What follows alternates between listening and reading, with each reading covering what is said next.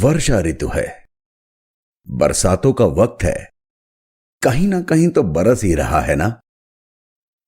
ये भी एक चमत्कारी चीज है हमारी धरती पर। अमोल पालेकर ने बड़ा खूबसूरत कहा, उर्दू में आब, मराठी में पानी, तमिल में तन्नी, कन्नड़ में नीर और बांग्ला में जौल, संस्कृत में जिसे वारी, नीर, अमृत, अंबु, ग्रीक में इसे एक्वा प्योरा, अंग्रेजी में इसे वाटर, फ्रेंच में ऑर्ब और केमिस्ट्री में H2O कहा जाता है। क्या खूबसूरत कहा है। दोस्तों, मेरे साथ इस अनोखे एपिसोड में आपका स्वागत है। मेरी कोशिश है हम ऐसी सिंपल बातें भी जानें जो हमारे हेल्थ के लिए बेहद जरूरी हैं और बिना हल्ला गुल्ला किए हमारी मदद करती रहती हैं, जैसे पानी। अब आप कहेंगे कि पानी की जरूरत और इसकी इंपॉर्टेंस तो सभी जानते हैं और मानते भी हैं, अब इसमें नया क्या हो सकता है। सही सोचा आपने। तो चलिए शुरू करते हैं एक छोटे से सवाल से। दिन भर में कितने ग्लास पानी पी लेते हैं आप? लोग अवेयर होते जा रहे हैं और ध्यान भी रखने लगे हैं, जो कि सचमुच बहुत ही अच्छी बात है। पर फिर भी एक बार चेक कर लें कि कितने लीटर पानी पी रहे हैं हम दिन भर में। देखिए, एक पॉपुलर फॉर्मूले के हिसाब से किसी भी व्यक्ति को अपने हर 20 किलो वजन पे 1 लीटर पानी पीना चाहिए। तो जैसे अगर मेरा वजन 70 किलो है तो अप्रॉक्सीमेटली 4 लीटर पानी दिन भर में मुझे पी ही लेना चाहिए। अब आप चेक कर लें। दोस्तों, हम सभी जानते हैं कि जब हम पैदा हुए थे तो हमारे शरीर में करीब 90% पानी था। जब हम बड़े हो गए तो शरीर में 70% पानी रह गया, और जब हम बुजुर्ग हो जाते हैं तो शरीर में 50% पानी रह जाता है। सीधा सीधा मतलब बिना पानी के हमारा होना संभव ही नहीं है।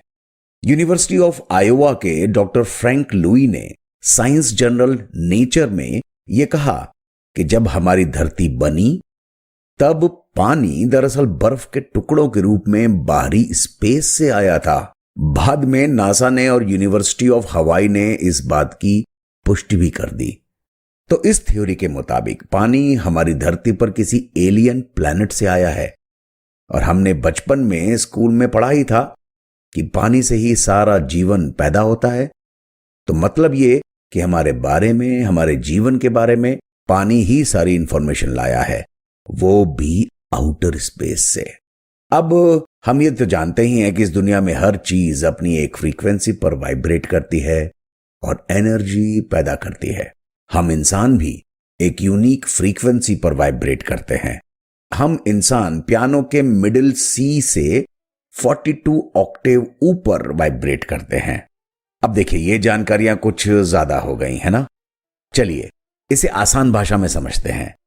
हम 20 हर्ट्ज से 24,000 हर्ट्ज तक की फ्रीक्वेंसी की आवाजें सुन लेते हैं, उससे ऊपर की नहीं और उससे नीचे की नहीं। अगर हम इस रेंज से ऊपर या नीचे की आवाजें सुन पाते तो विश्वास कीजिए हम सो नहीं पाते। पर यह तो तय है कि इस रेंज से ऊपर और नीचे की फ्रीक्वेंसीज की आवाजें होती हैं। जैसे एक कंकड़ पानी में तरंगे पैदा करता है, उसी तरह हर तरह की फ्रीक्वेंसी की वाइब्रेशंस पानी में तरंगे पैदा करती हैं, बस हमें दिखाई नहीं देती। इस तरह की तरंगे पानी में बदलाव लाती हैं और पानी इन बदलावों को याद रखता है। मतलब यह हुआ कि पानी मास्टर लिसनर है जो पूरी दुनिया में सब कुछ सुनता है।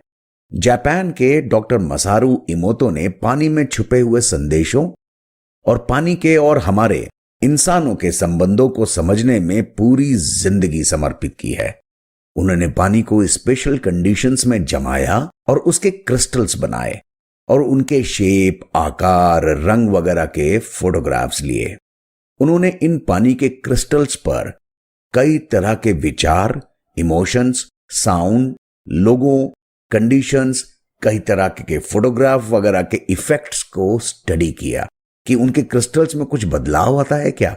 जो उन्होंने पाया वो अमेजिंग था। यूं तो इन तस्वीरों को शायद आपने पहले भी देखा होगा, फिर भी इन्हें फिर से देखना अपने आप में एक अमेजिंग एक्सपीरियंस है। अब हम देखते हैं इन क्रिस्टल्स की अलग अलग तस्वीरें, जब पानी को अलग अलग विचार से, अलग अलग कंडीशन से गुजारा गया।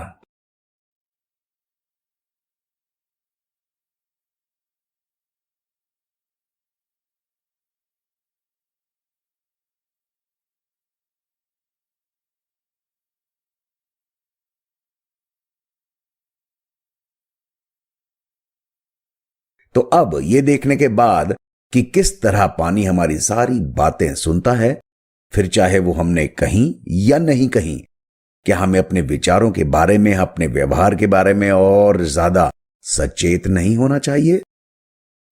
हमें दरअसल हर समय पानी का शुक्रिया कहना चाहिए, हमें जीवन देने के लिए, हमारी रक्षा करने के लिए। डॉक्टर मसारू की रिसर्च के बारे में उनकी बुक के लिंक मैंने डिस्क्रिप्शन में दिए हैं। किसी ने क्या खूब कहा है, खुशी बांटने से बढ़ती है और गम बांटने से कम हो जाता है। इस वीडियो को देखकर अगर आप खुश हुए हैं तो बढ़ाइए इसे आगे।